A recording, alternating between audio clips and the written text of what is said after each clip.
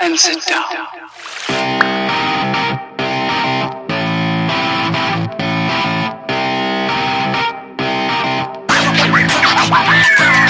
Shut up and sit down. All right, welcome back. We are back. Episode number 58, 50, whatever. 55 of the Black Episode and the 55 of the Black and the Brit. I can't keep up with this shit, man. Welcome back, everybody. YouTuber, people in YouTube land, Spotify, podcast, Google Beam, Podbean, all the streaming services, all them shits. Welcome back, you guys. It's another week. Super Bowl preview, Super Bowl Sunday preview episode. Go Chiefs. Go Buccaneers. Fuck you, Corey. I got a prop bet on Maurice Fournette. I mean, I don't even know the guy's name. All these guys are interchangeable. Leonard Fournette. I got a prop bet on him. I bet that he's going to go. I bet that he was going to be the MVP, Super Bowl MVP. That's what I'm betting. I'll take that bet. $50. That's what I put down. But you ain't paying me out, though. I mean, excuse me, I'm not betting. I am investing with a certain level of, let's just say, uncertainty, which all investments are. You're an idiot. Who you got for Super Bowl MVP for tomorrow? Well, it's traditionally always a quarterback. So it's going to be either Tom Brady or Patrick Mahomes. How about this for a prop bet? I got $50 says MVP is going to be black. Well, Mahomes is only half black, so do I? Still counts. Is that a push? Still counts. Yeah, because the white bit got him there. Oh, here we go. Well, I'm just talking about the pure odds, right? Okay. The odds that it's like out of both teams, there's 120 players, 60 players, 53 players on each side. 53 players, 106 players, 11 on the field at each time, at any time. 11, is that it? Yeah, only 11 players on the field on each side. Wow. 11 players. All of them, I would say 90% of those guys are black. Yeah, the only people I can think of tomorrow as a starting is that Travis Kelce. The guys who get the ball and who matter. Yeah, then you got Tom Brady and Gronk. That's the only three white guys I know that are going to be playing tomorrow. You got Scotty Miller. Scotty Miller, yeah, sorry. Scotty Miller. Well, the guys who get the ball. There's a lot of linemen, a lot of white linemen. Who are the kickers? Because, they don't come on. And the punters, they don't really play much. And they definitely ain't get no MVP. Anyway, we've lost all of our listeners now anyway. We've lost all of them. Well, I'm still here because the cryptocurrency thing that was supposed to happen. Well, didn't get rich. It did happen. It did happen during the podcast last week. You just didn't come up like you thought you was going to come up. I didn't sell, and then it all crashed, and now I'm losing money. So now you back here with us, yeah, with us and our lovely YouTube audience. I got my hand out, but today we have a great show for everyone. Yeah, and we have a very special guest, and this time I really mean it. Yeah, if you can stop playing with the mic. Yeah, we have a special guest. This time I really mean it. Yeah, we have a great guest. What a great life story, and it's one of those ones where it's a come up. It's a grateful. It's a come up and a redemption story and a underworld story. All crime, drama, all that. Mm-hmm. Shout out. We got Nives Gadoni. Mm-hmm. She's blessed us with our presence. We're gonna get into that, but we just had to first quickly recap from last week. Giles ain't rich. He's still here with me and you, and that's why we're still doing these videos. What else is going on, Giles? That's it. We had a skinful of beer. We've had a load of pizza. We're getting up in 5 hours. Getting up in a few hours. We got to watch this game. Yes, because you guys, some of you guys are watching this from the States, from Europe. Our Super Bowl Sunday is actually on Super Bowl Monday for us. 6:30 a.m. 6:30 a.m. We got to get up to watch the big game. So you guys don't go nowhere. So we're doing this. Should we do a bet? Let's do the bet. I mean, we're on there. I mean, we're not doing a bet. We're doing an investment. A high probability of not winning investment, but shout out, investment nonetheless. Okay, well, I'm taking the Chiefs, and they'll win by 6 points.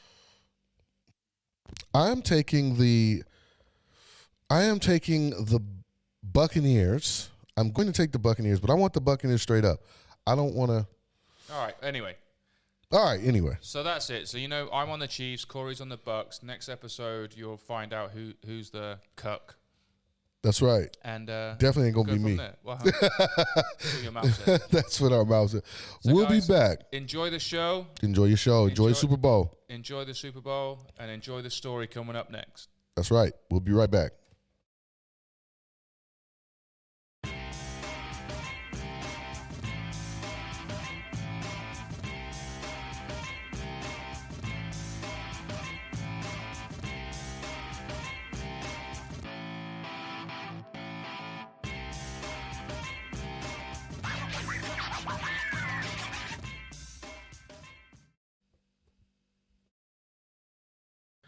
Thank you for joining us. We are live with Nives. How do you say her last name, Giles? Gadoni, I believe. Nives Gadoni. Give her a round of applause, everybody. Mm. Thank you for joining us. Can you hear us? Thank you for having me. Okay, I was gonna. Okay, there we go. Perfect. Thank Perfect. All right. I'm gonna turn you up a bit so I can hear you. Well, I wanted to just say, I heard your. I was introduced to your story. I saw you on the Gangster Chronicles. That's the first place I seen you, and then I seen you on some other interviews. I think Giles mentioned the first one. Um, and yeah, I read, I heard about your story, and I started going into more details. And you have a very interesting story, which is what we are trying to do here. We are expatriates, just like yourself. Whereas you moved to the United States, you're from Switzerland, correct? Yeah. yes. Okay. Oh, so there's a bit of a delay. All right. And I just wanted to talk to you and get to your story because you have a very unique story. First of all, tell us about your life your early life growing up in Switzerland. Right. So I grew up in Switzerland, which is like the German part. We have a German, French, Italian part, and like some little mountain area where they have another language. It's Hmm. called Romansh. And I grew up with both my parents. My dad is from Italian descent, and went to school there. Have one sister, but since I was like a teenager, I'm always about moving forward. I'm very into just getting business started. So, as a young girl, I always wanted to go to the United States. You know, back then you're watching videos and movies, and that's just really what I wanted to do. So after I finished college, I made that step that I went to the United States, not really knowing what I was getting into, but I had a lot of motivation and faith, and yeah, so that basically brought me to the States So you didn't back have then. a rough background or no abuse or no trauma or anything like that.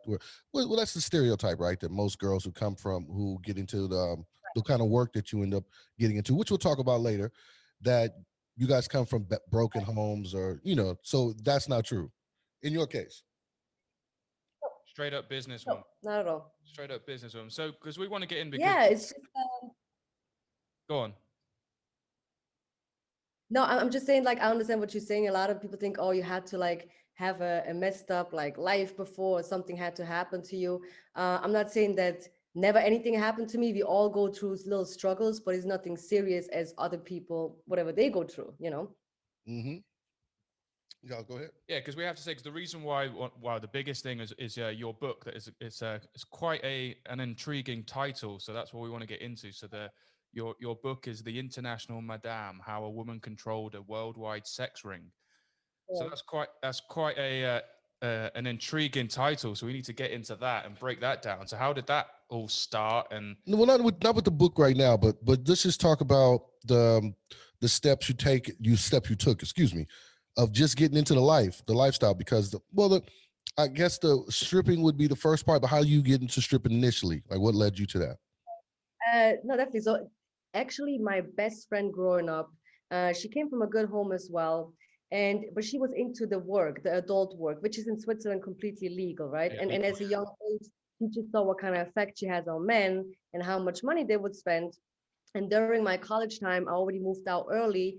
I basically worked at the strip club, but just having drinks. And she was already working in that industry, and I would introduce her to the so with that, I already started as a young age, seeing okay, this is easy how to make money.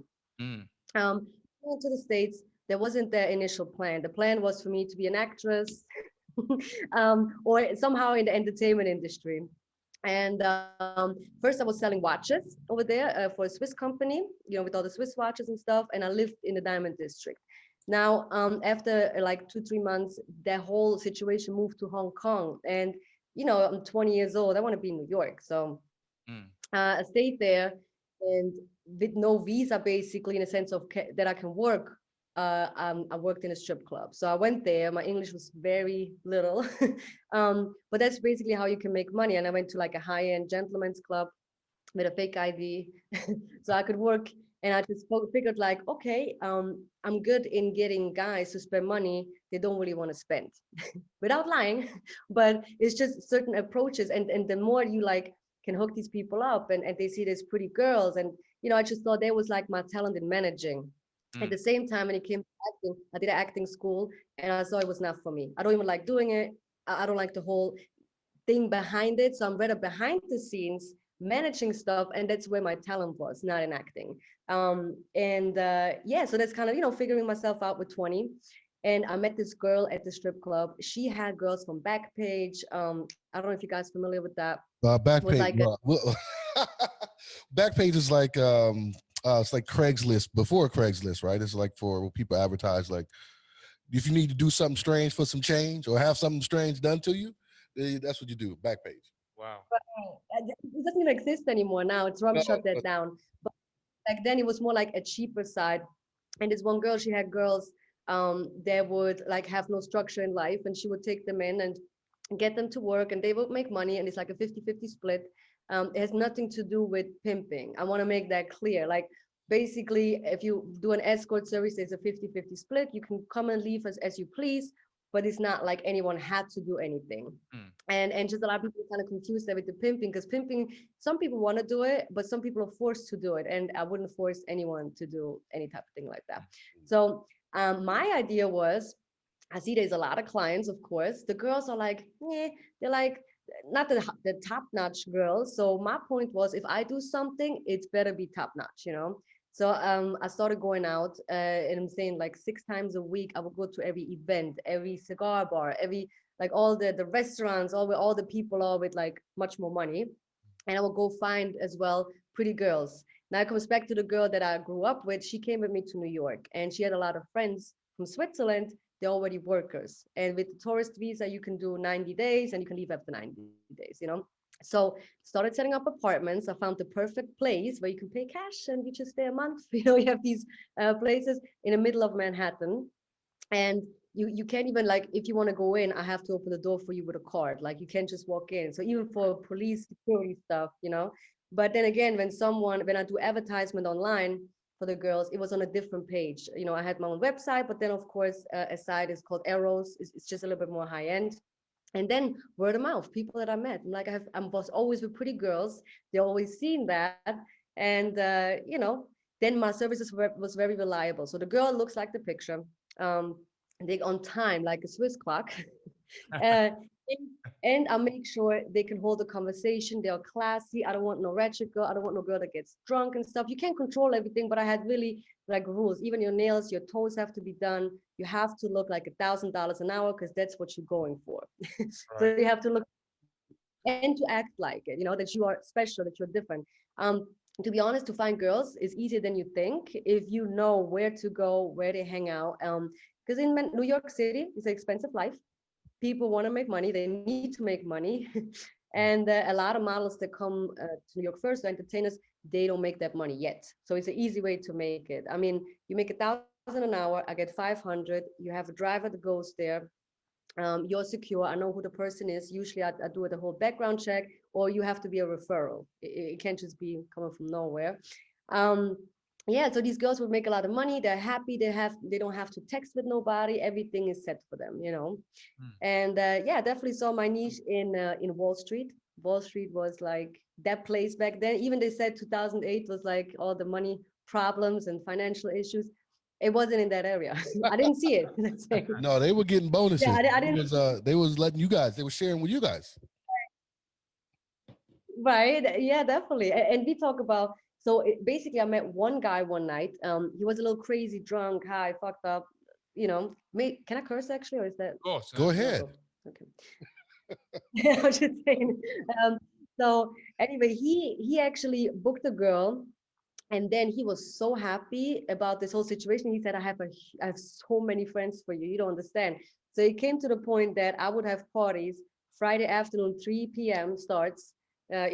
the things go down, the shades end, the party starts, and it lasts until Sunday usually. Wow. Coming and going with whatever. So, So you oh, I'm can sorry. imagine. Yeah, go ahead. So, how many? About I mean, you approximately can how imagine. many? There's a little bit of delay. Hold on 1 second. Let me let you finish your thought, and then I'll ask my question. Yeah. Now, what I'm saying is like, of course, if someone books the girls for several hours or days, there's not going to be 1,000 an hour because there would have been 24,000 a day, you know? So you have flat rates there, but even the girls enjoy because I even told them, go home and sleep, wake back up and go back down, and be fresh. Wow. That's Yeah. crazy. Well, the question I was going to ask you. So, approximately at your height, how many women would you consider it a stable? Like that's what a pimp would call it, right? So, but in terms of your portfolio, shall we say, how many women at one time were you managing? Or I mean, the most I ever managed at one time was about 55. But we talk about in the whole world, like international. That's what I'm saying. I had girls from Belgium to Dubai to the States, Hawaii, everywhere. But again, when clients would travel, they would say, "Hey, can you fly her here? Can this one come there?" And they can, like I said, come and go as they want. Now, as my phone goes, I would say I have at least 1,000 girls in my phone alone, Wow.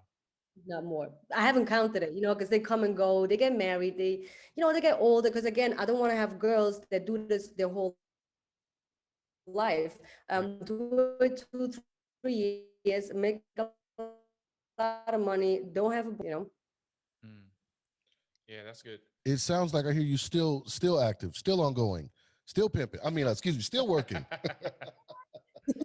Well, the thing is this, right? I mean, when I came back to Switzerland, I had a brothel here. It's completely legal. And then the laws changed a little bit, which wasn't really beneficiary for me, even just when it comes to taxes, when it comes to prices. Because when it's legal, the prices drop. And I just don't feel like I need to take money from a girl that doesn't make that much money. It just doesn't make sense. So I went more into the fetish world, like S&M, because guys, first of all, they pay way more money, and you have just the guys, they always come back because they're addicted to fetishes, and they, like I said, I have certain girls, I don't have to deal with 50 girls.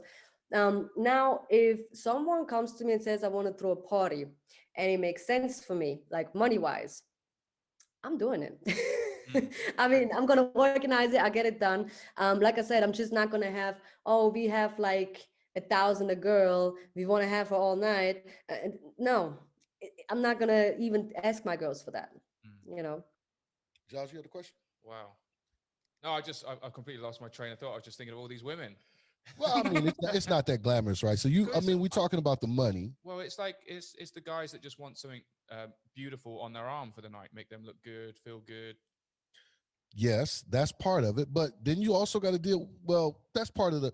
When people like when they think about pimps or people in this life, let's just call it the life.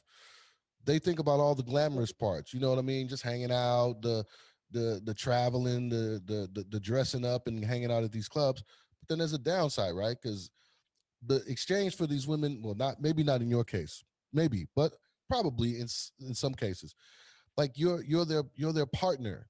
You gotta be like the counselor when they having sad days. So imagine having 55 women having problems. So you got 55 different problems you got to deal with, man. So that could be a little tough. um Little bit. I mean, there is situations where I say, okay, I'm here for certain girls or situations, but not really. And there's a difference between pimping again and being a madam or just have an escort service. If there's pimps, right, they have to deal with that because you basically their life partner. They work for you. They give you everything they have. With me, we're doing a business deal. You go to that call, you go get it done, you take the money, you give me half, and you move on with your life. You don't have to work tomorrow. If you don't want to work for a year, don't work. So it's like, of course, you become friends with some of these people, or some of these girls, in which, I always respect them because, it's not just the money, it's like this human. But I'm not really here for the problems. If you make him too much problems for me, if you have a boyfriend that irritates me, if you want to have a pimp at one point, um, I'm not going to deal with you unless you tell me, listen, I'm in danger. Can you help me? I will do my best, what I can do. Right.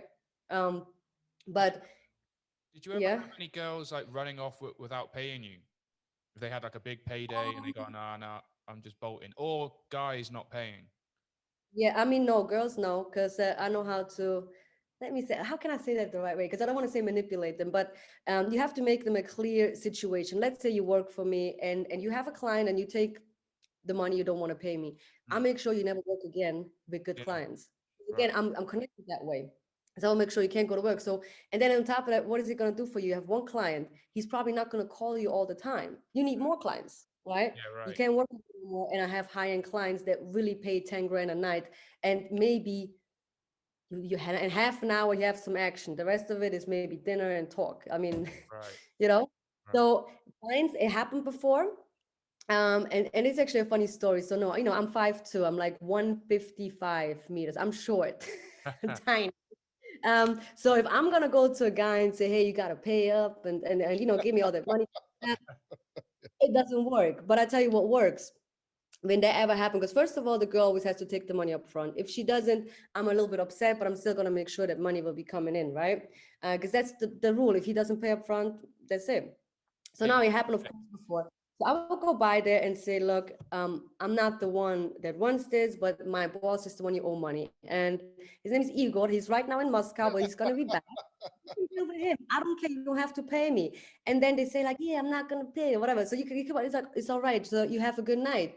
And every single one was thinking about it twice. Okay, I'm not going to pay this girl. What is going to happen? She has my address, my ID, everything, and I have a good job because you're not going to spend 1,000 an hour if you like, you know what I'm saying? Like you have some sort of position in your life, right? And I can definitely destroy it, and I will. But I will first be diplomatic and find out the reason why. And if someone doesn't have cash with them, I'll take the watch. And if I don't get the money within 3 days, that watch is sold. Wow. Those Shout two out to you That's for good. catchwords. getting your money. Yeah. Get Right. your money. That's good. Yeah, I'm just saying that I'm not about violence. I'm not going to go there and try to be tough because obviously I'm not about to fight no man, neither a woman. Um, but in general, I just go about it in a different way with mental, like in a sense of like mentally manipulate them because it's always what you give is what they see. And if you're trying to be tough, they're like, what are you going to do? Or threaten them with people. Not doing that. New York can be a dangerous place. I mean, obviously you got, as you mentioned, or you kind of alluded to, you talk about the Russian mobs. You got Russian mobs out there. You got Italian mobs. You got Jewish mobs out there, and all of the, and you kind of like you connected in this underworld, right? And you guys are always in the same circle. So, how did you avoid like getting involved in real dangerous situations like that? I mean, I have to first say that was just something that I said about this Igor guy. I had no boss. It was just me. I just made Right, up I that understand. guy. Yeah. So the thing is this, I mean, I met a lot of people in my life and I'm always not just understanding. I just have a different way of going about to talk to people. If you're aggressive, you're gonna get that back. If you bow down, you're gonna get that back. And keeping your cool and just say, hey, whatever it is, it will always come around. Now, I would not go out and tell people what I'm doing. Again, I'm a student. I'm from Switzerland. I have rich parents. That's just what I said. And I don't do anything bad here. I just, if you go that way, most people, they're like, oh, anyway, that's not, whatever. That way I avoid a lot of trouble. And Mm. if I will go out with like, and then again, as a girl, even if I had a Maybach with a driver and expensive clothes and shoes and watches and jewelry, I can just say I have a sugar daddy. I'm not going to go with, oh, I'm about this life. I'm about out here and stuff. And even if I will go to the hood, I go with friends that are from there. I have no reason to be there otherwise. But I made a lot of good friends. That's what I'm saying. I have friends everywhere from every ethnicity to group to like whatever it is. So no problems with nobody. No, I mean, that's a great thing about New York. It is a melting pot, but it can be dangerous Right. sometimes. It Again, definitely can be again, yeah, dangerous. yeah. Absolutely. So what we're going to do is we're going to take a quick break, and then we're going to get back into your story, but we're going to get into more of the slimy details, right? So we're going to take Let's do it. It'll we're only going to be take a quick 30 2 second break, seconds. 2 30 seconds. second break, and then we're going to talk to you. I'm going to ask you a few more questions. So you guys stay tuned. We'll be back with Nives right after these messages.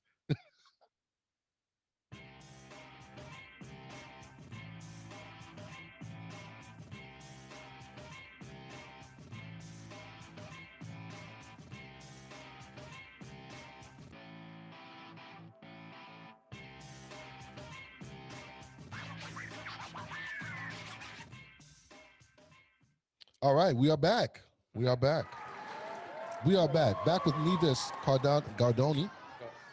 Gadoni, did I say that right? Gadoni, that's right. All right, cool. Gadoni.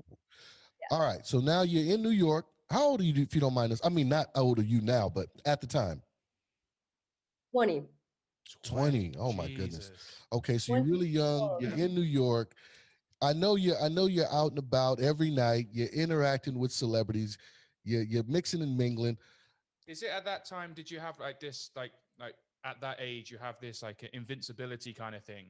Did you feel like, oh, you're not, you could Exactly. be touched and just like this is the best life and just going from there? Because I remember when I was 20, Yeah. I just didn't give a shit.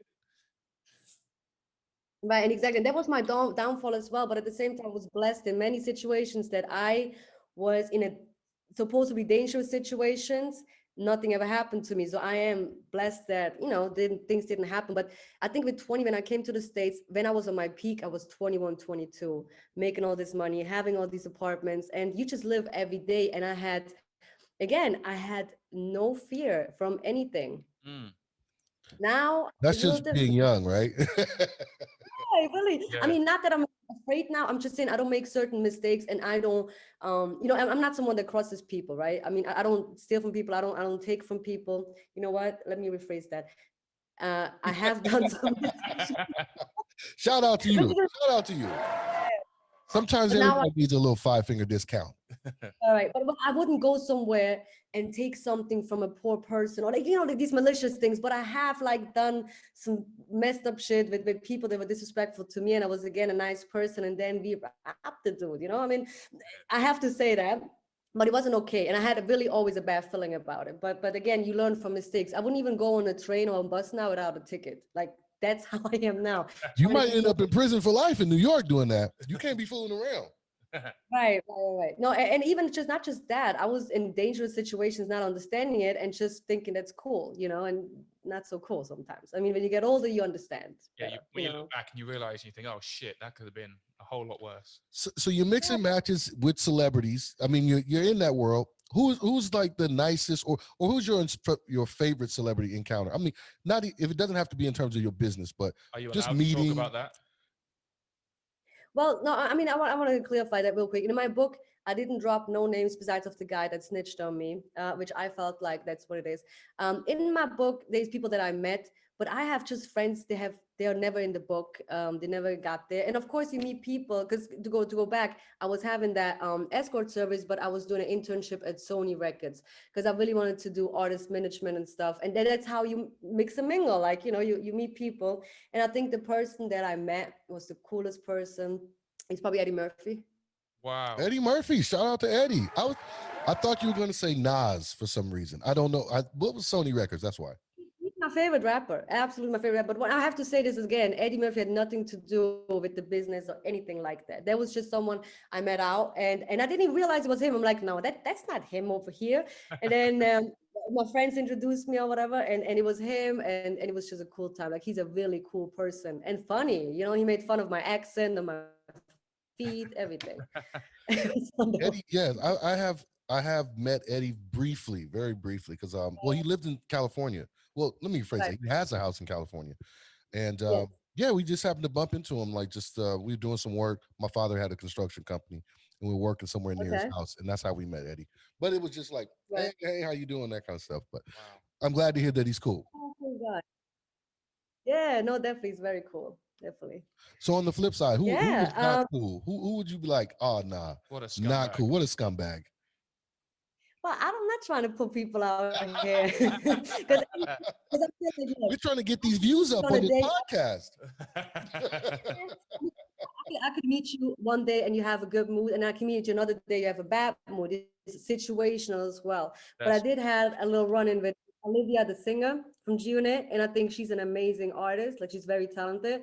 But it was like every single time she was at that time upset about something, and even it wasn't my fault because I don't know her personally, like never had a conversation with her, but she was always had a little target against me. So I don't know exactly what it was. Because we just at the same places, we go to the same parties, the same events, and you keep seeing each other. And she felt like she had a relationship with someone that's a good friend of mine.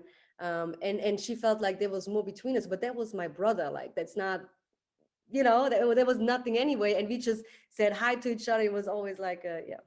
But listen, I understand because I don't know. There's always two sides or three sides to a story, so I don't know exactly, whatever it was. But I cannot even say like someone was, there's stories about people, but people get drunk, high, messed up situations. They get mad. So and maybe me too. There was days I was probably a complete bitch. It That's true happens. too. It does happen. It It does happens. happen. Right. Go ahead, Giles. You wanted to say? Yeah, well, Corey turned up halfway through the interview I was listening to. You were talking about one of your best girls.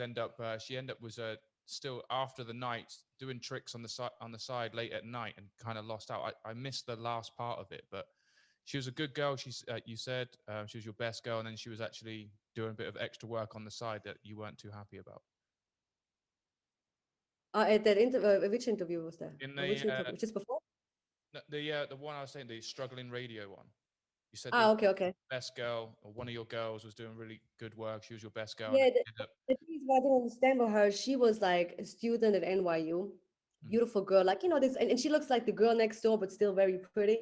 mm, And that's just something that a lot of guys go for, right? But she started like um getting a little bit into drugs, and I can't be her mom, right? But I just told her like maybe you don't see certain guys anymore. They're into that as well because you can't control yourself. mm, And then she took one of my really good clients and she started seeing him personally or privately.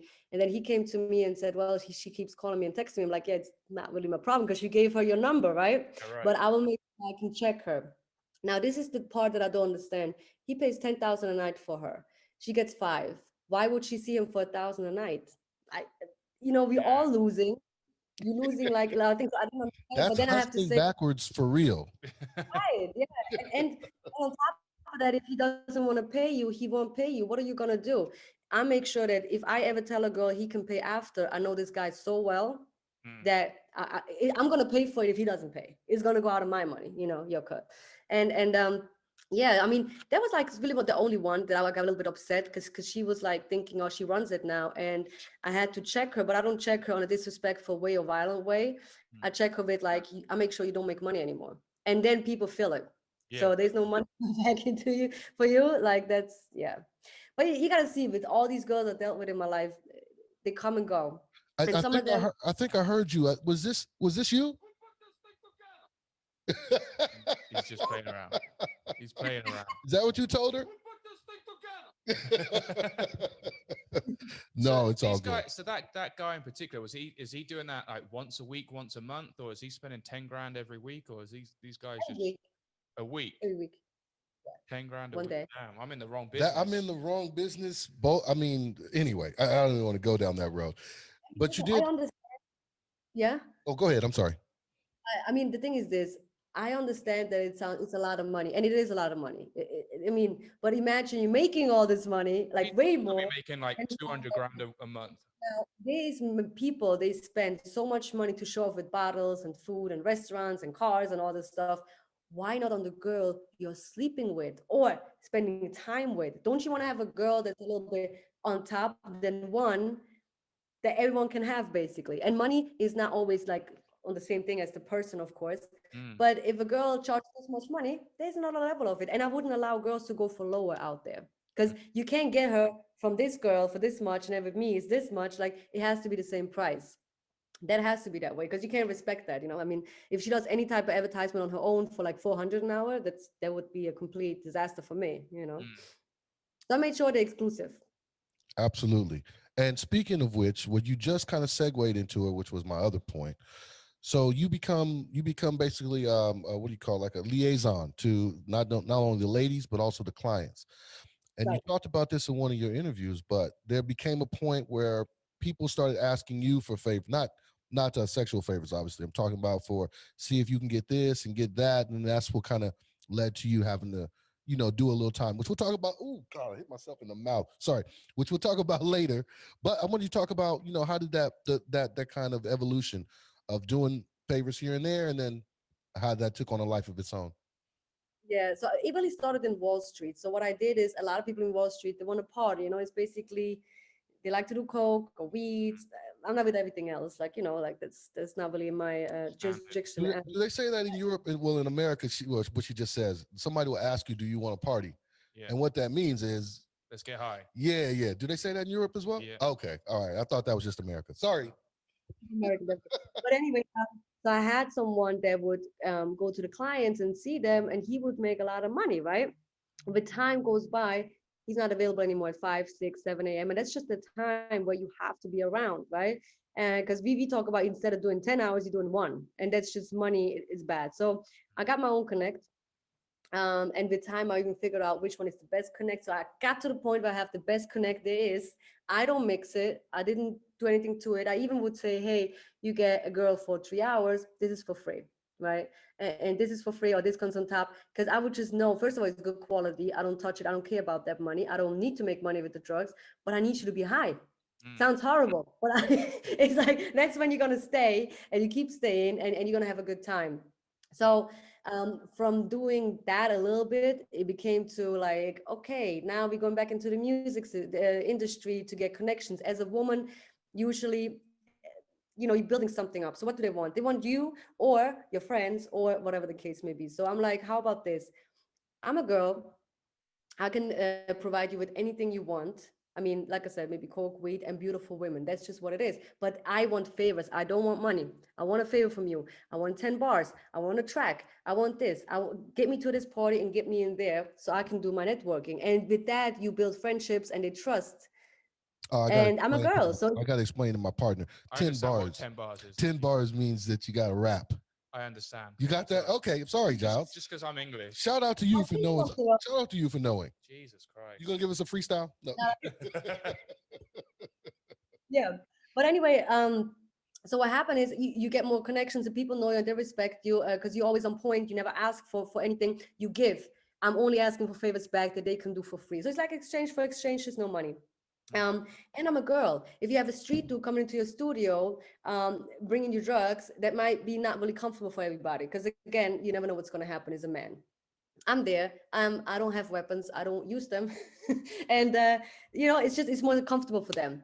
And basically, I just saw with beautiful women and drugs and a good time, you can get everything pretty much from everyone, Oh, mostly. definitely. Definitely. Yeah, If you have access to that, that's pretty accurate. That's a very accurate assessment. They're very right? Yeah, people want to have a good time, Spoken and that's what I'm beautiful, saying. Quinn. So It's beautiful. from doing like from getting a little bit of drugs here and there, it came to the point where I was selling maybe a half a kilo to a kilo a month in within 3, 4 there, 5, 6 there, 7, 8 there. And but it's not even like for my girls, I will give it for free. It's not even just selling, but it was just I see the demand and I see what people do for it.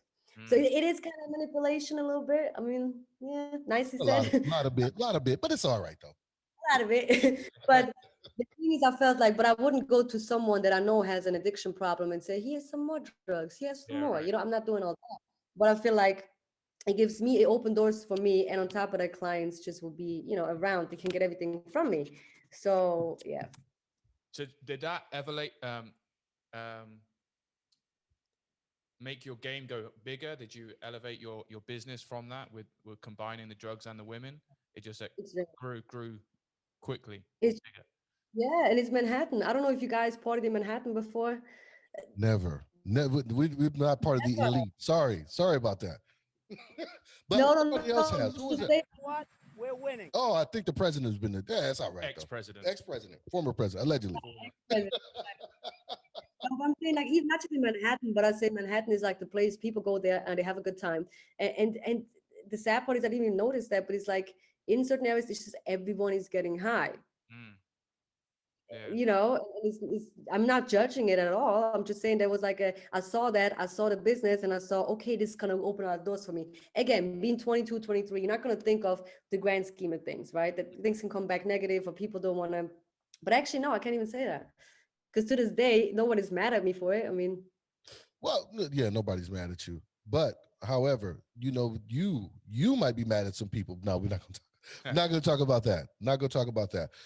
So you're opening up doors, you're getting bigger, but unfortunately, as you know now, as your profile start getting bigger, you start catching heat. When was like the first inclination that's like the cops might have been on you or something, something might have been up? well, the thing is this, at one point, I met a guy, we got engaged and he already did time previously. And he just said, something is up. He's like, I feel like there's cars outside. And I'm like, you're just paranoid, right? But Then my bank accounts got shut down. And there's no reason my bank accounts go shut down because I know exactly what I'm doing with the banks. I mean, I'm from Switzerland, so I know what I'm doing when it comes to that. So I'm like, there's no worry. But again, if you never got caught, you don't think that way. You think I'm on top of the world. Who's gonna catch me? Nobody. It's all my friends, all people that I know. I would even be in Harlem, in the craziest areas, walking around, and people would know me and they do not fuck with me. So you feel you getting too much. I was feeling myself way too much, not paying attention to things anymore. Now, when it comes to the escort service, I'll know exactly what I'm doing. When it came to the drugs, not at all. Escort service, I know you have to change apartments, you have to change phones. I have all that set up. I would never write something wrong, do something, that I could get caught.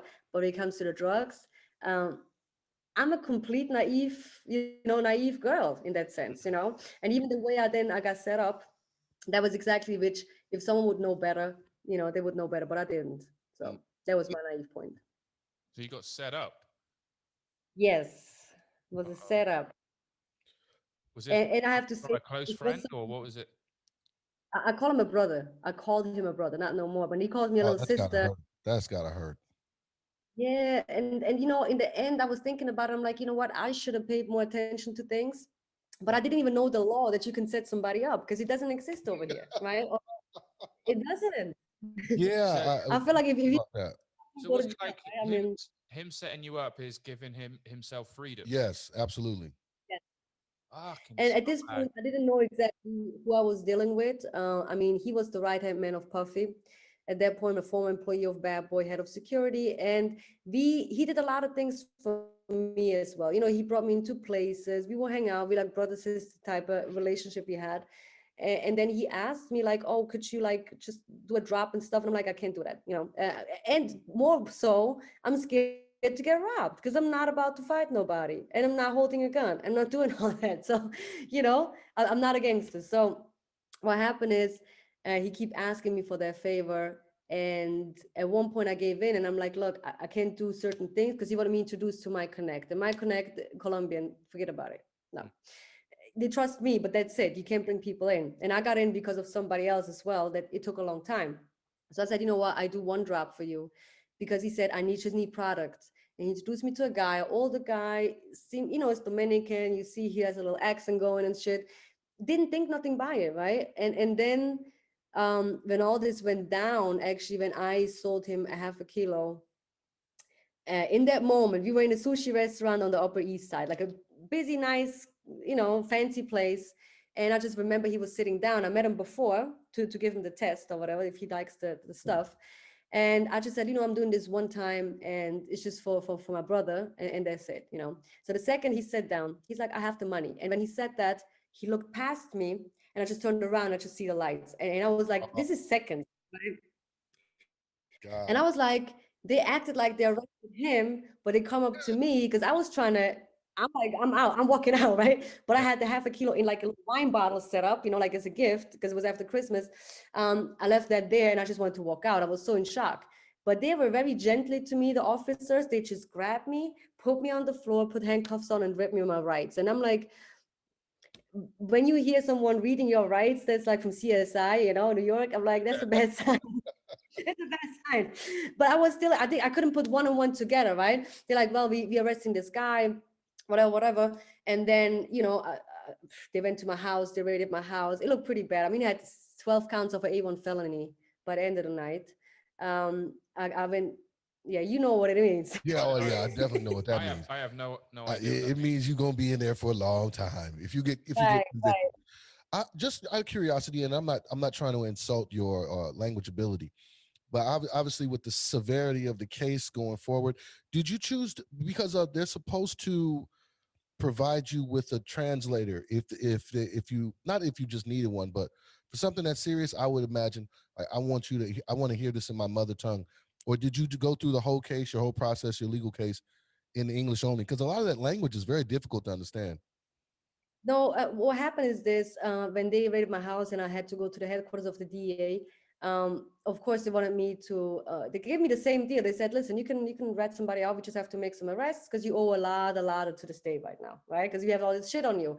And then I'm like, "This is some bullshit." Because in Switzerland, we go to jail for a little bit, but we talk about 6 months plus a recovery plan, plus good food, Yeah. plus all the insurance stuff. Like it's not that simple. It's not that. I mean, it's bad, but it's not that bad. And then I'm like, they are not here for me. I'm not the big fish, of course. Yeah. So they want to force me to give somebody up. And at that night, they're like, listen, I'm like, I'm not doing it. It's like, well, the only way you can get out of this, or just that you just have to write a statement right now. And I actually did that. And I said, everything belongs to me in the house. Because I'm Wow. like, everyone got arrested, but it's anyway my house. We don't have to all go down. It was like quite a scary decision because he's like, you're about to do 25 years. I was 24, 5 days before my 25th birthday. Oh my And God. I'm like, yeah, but I'm like, first of all, it is my fault, and second of all, it can't be that serious. But he showed me then the little, thing they have with all the years. So that night, I went back to jail. They asked me again, do you want to change your mind or whatever? I'm like, no. So they processed me, and then you get this free lawyer, and the free lawyer is she's horrible, man. I Yeah, mean, she even said to we the call them judge, the public pretenders. That's what we call them. yeah, no, she's horrible. So they set my bail for 300,000, and Oh they my God. offered me 15 years for the first offer. So I'm Please. like, I don't want it. Right. And then I had a 60-second call, and I remember that goddamn call. I called my that time fiance, and I'm like, well, I don't know exactly what's happening right now. He's like, listen, you have 60 seconds. You're going to go to Rikers Island. Don't talk to nobody. Stay to yourself. Don't start no fights. Don't tell nobody whatever it is. And just stay like, just don't be fancy or whatever. And I'm like, where am I going? What is Rikers Island? What is that? Please, And please, please don't let's not talk about that right now. We got a few more minutes before we get into that. all right. But that was basically, and then I hired lawyers. Okay. When you have lawyers, yeah. Who do they want you to rat out? You don't Is it want to is know. it the no? I mean, Well, would it be your connect or would it be they connect. They definitely came with that, right? But then when I hired lawyers, so this is the thing, they took all my money and all this stuff from the house. So I had no liquid money, but I know I put money in all kinds of insurances all over the place. Now, not in the States, outside the States. And I'm like, let me collect all this money Allegedly, so I can. allegedly, allegedly. I don't know anything. But actually, because I was a citizen, I'm just saying. Okay, that's I right. know.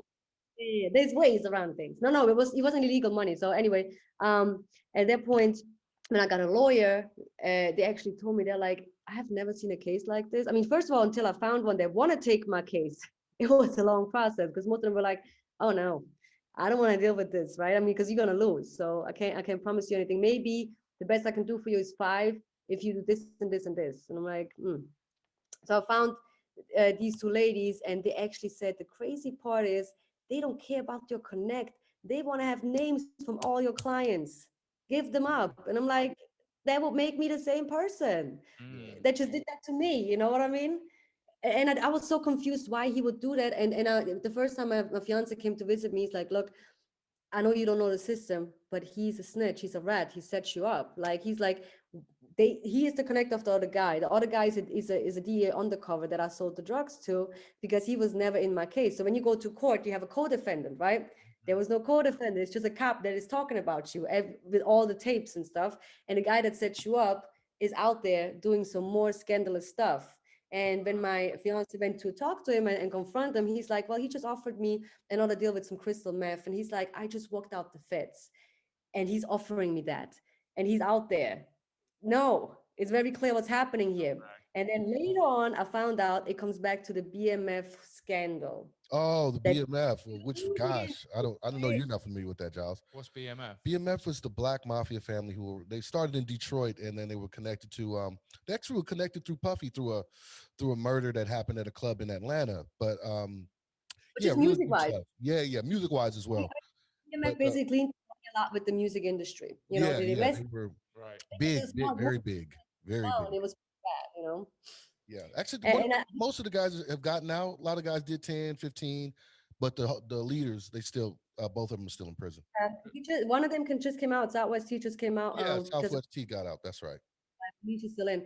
But there's so many people connected, and I think people who were connected with certain like status or whatever, they didn't want to like go down like that. I guess. Mm.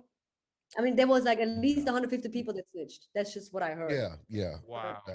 it's not. Which you oh hold on before we get into the jail part, I want to take a quick break. Let our audience, let our YouTube audience, don't forget to share, like, subscribe. Nives Yes. Gadoni is still with us. She's gonna be back. We got one more segment. Actually, yeah, one and a half more segments. Ah, I want you guys to refill your cups. We got to get biblical. Let your cup runneth over. Go refill your cup. Nives, you got your cup? you still got Oh, your I'm drink? getting one right now. You got your okay, she got her Get cup. another one. Get your cup. Make sure your cup runneth over. It's Sunday. It's Sunday here. Yeah. All right. Sunday. Yeah, that's Sunday right. fun day. Sunday fun day, and that's our pre-Super Bowl podcast special. So Yeah. you guys, we'll be right back.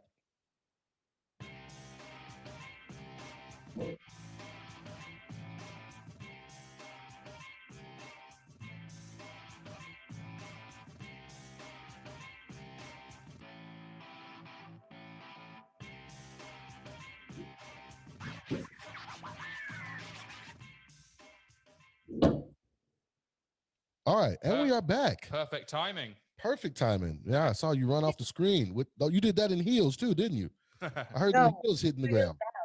unless it's a special It's all good. All right. So now we got to get into the dark part. Now we got to get into the real the sad part. Well, you mentioned after you got set up now, you got set up and you're facing all this time, but you got to go to Rikers Island first. Well, how long did the trial take? Well, it's kind of funny how that is set up. So there's a lot of bullshit cases in Rikers Island. I mean, I talk about stealing, driving fast, whatever.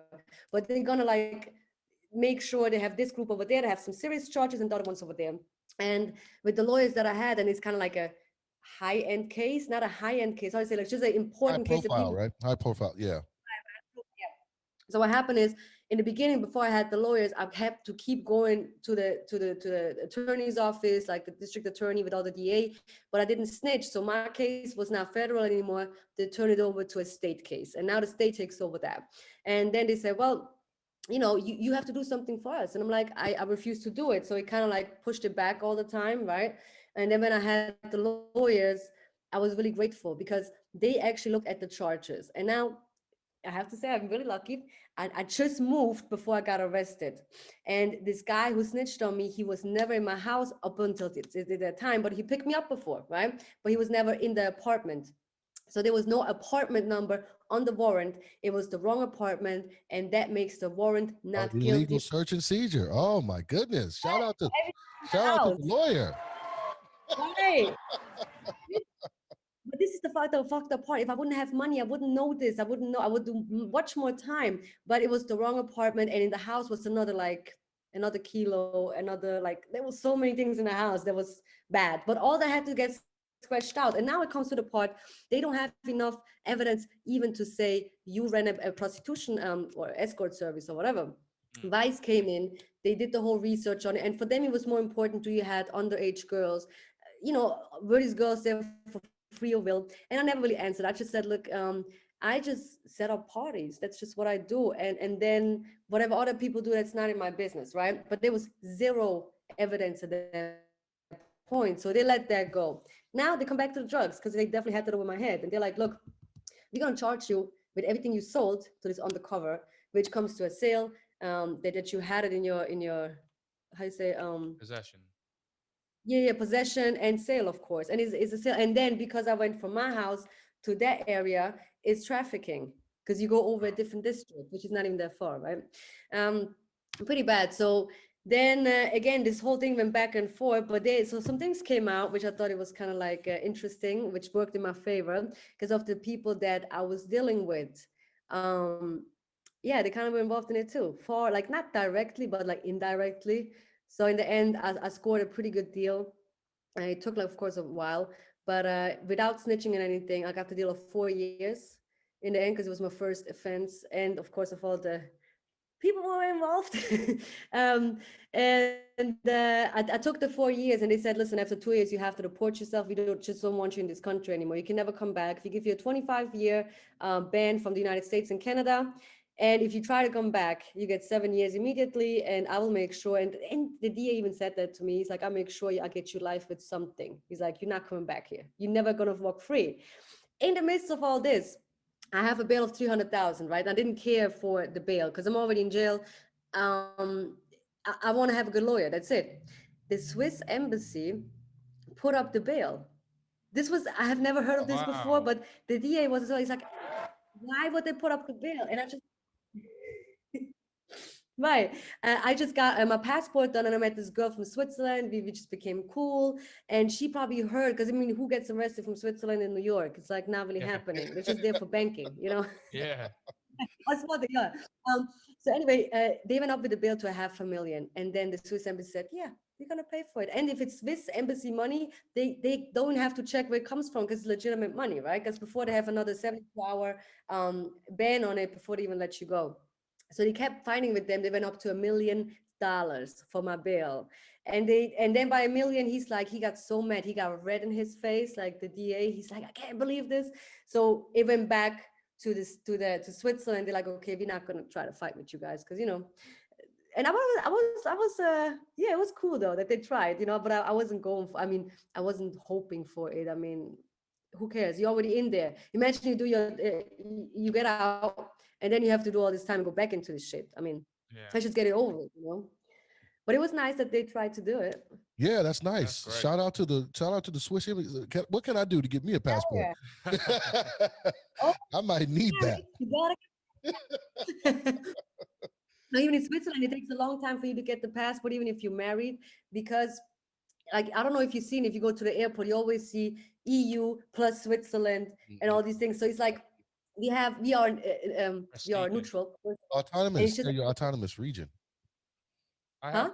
I have some Autonomous. Like I, they like. I have some friends from university that live in Switzerland. They've been living there now for like 6 years. They love it.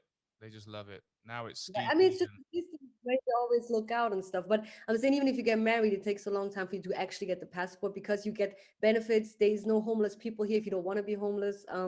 You always have health insurance. If you can't afford it, you have a 90% coverage. There is no way around it. It's small and rich, but I have to say it saved my ass a lot of times. What This would make you passport. want to go to a shithole like the USA? The But money. The the money. flip side of Switzerland is, it's not about that action. It's just people have a job, have kids, get married, all these things, and it's just that's it. And I just wanted, I'm about that life. Back then, I was about that life. That's it. And USA, just to say it, I had a beautiful, awesome time in USA. I met a lot of great people, and I lived the life to the fullest, really. Okay. Stupid as well as fun, but you know, Now let's go back to Rikers. I mean, I know we don't want to go back to Rikers Island, but we just, in terms of our let's do it. story, let's go back to Rikers Island. It's not a cool place. It's not the spot to be in. What was Right? your experience like in Rikers? You did some fighting, did some stabbing. What happened to you? What happened is this: I came in with red bottom shoes I'm because I sorry. had Were you all on the my boat? Were you on the boat, or were you on land? no. You in a little, like, you have these trucks, and then you in the truck, you're in a cave like an animal basically, and they bring you over there, and I had red bottoms on, right, and there the lady's like, oh my god, you going down, because you have to anyway give them up, you get some ugly little shoes, but you have your clothes on, right, and she's like, oh, we're gonna fight about this.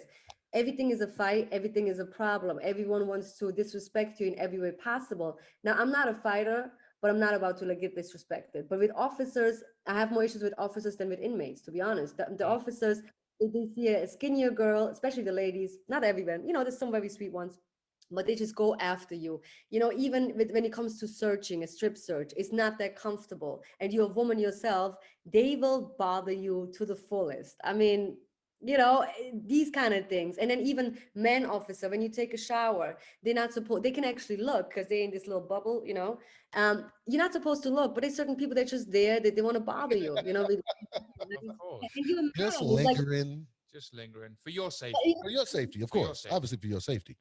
can see the difference of men, right? There's some men, they just in this job, it's just like police officers, because now they have authority. They have to show them because they got beat up in school and stuff, But most of them come from the war, from Iran, Iraq, soldiers. And again, some of them are great people. They're just doing their job, but most of them are just there. They have mental issues. They're not right in their mind. They feel like they have to teach you a lesson. Why are you coming to jail? I'm not even guilty at this point, by the way. In Rikers Island, it's just jail. It's not No, it's prison. pre-trial, right? Right. And it's just, I think the first day I went there, I took a shower finally after all the checks, after 15 hours of waiting. And I got into the shower and a girl got stabbed up right next to me. And I'm just turned Oh, around, like, I didn't see it. Um, And not because I feel it's right. It's just what am I gonna do? These are big girls. And now again, I'm 155, like 5'2". Most of these girls are big, Big tall, women. and more like manly, like dykey, And I don't have a problem with it, but it's like I'm not about to fight no girl that's mad as hell. No. But when it came to the point where, okay, now I'm in there, I don't know how much time I'm doing. Everything is like I lost everything just now, like not just money, like my house, everything. I had a dog too that they took. Took the And it's dog too. Good God. people, yeah, it was, yeah, Have they it was no cute. decency? Gosh. No, because the thing is, they even told me they're gonna shoot my dog if I don't What? control her. I'm like, "You let me into the house to get her because it's a pit bull. She's gonna attack you. You know what I Of mean? If course. you come into the house with all this crazy shit." Um, and then of course I was engaged, and at that point is pretty hard because I'm like, look, let's just cancel the engagement for now. Let's be friends because I don't want to go through this. Like it's like you gotta think constantly, what is he doing out there? You can't be there. You can't be mad if he's doing something, but it's just it adds to the shit. And he's like, no, it's never. There's never gonna be a point. I'm gonna be there for you, right? And in the beginning, everyone is there for you. They will come see you. They take the horrible trip to Rikers Island, but with time, that's gonna fade. But in the same time, I was there 5.5 months. Yeah, 5 months. 5 months. In Yeah. Rikers.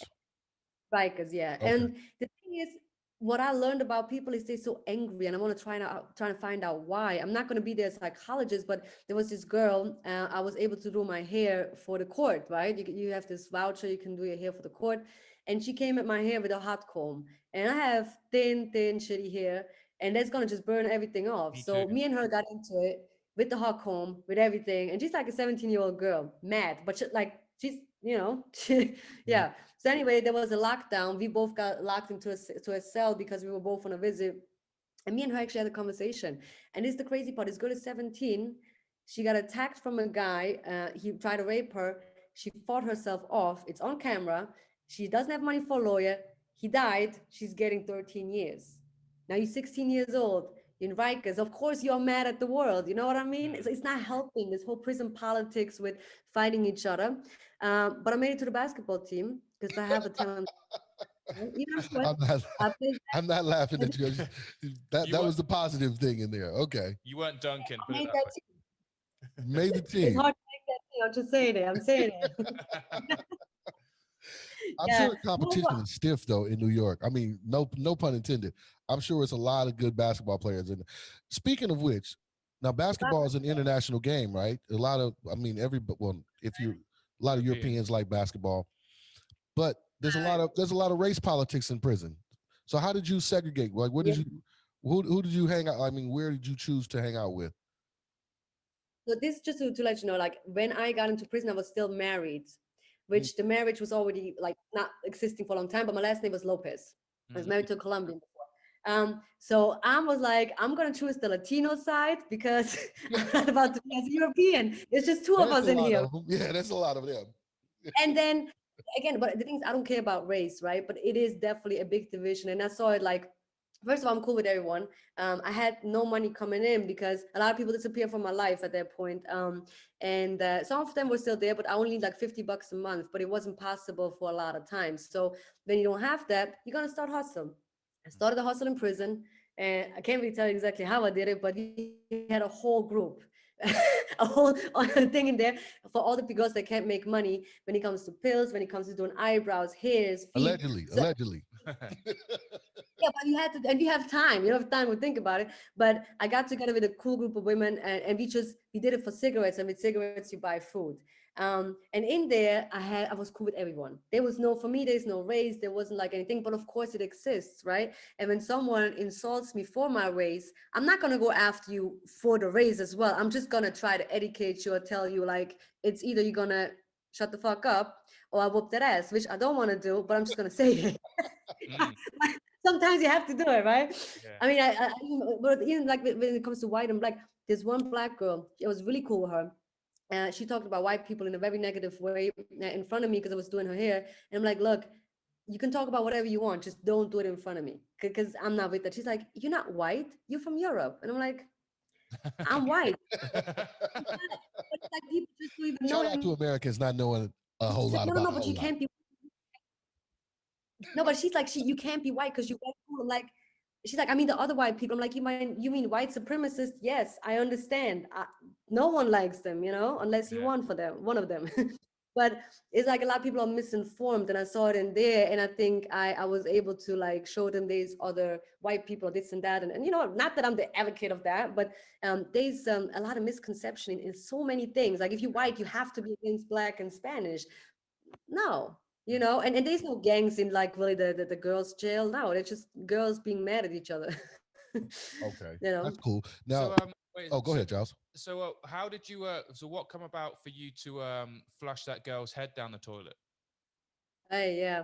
So this is what happened. I had this at that point. I was already in Albion. This is like a medium maximum correctional facility to finally do my all these programs, right?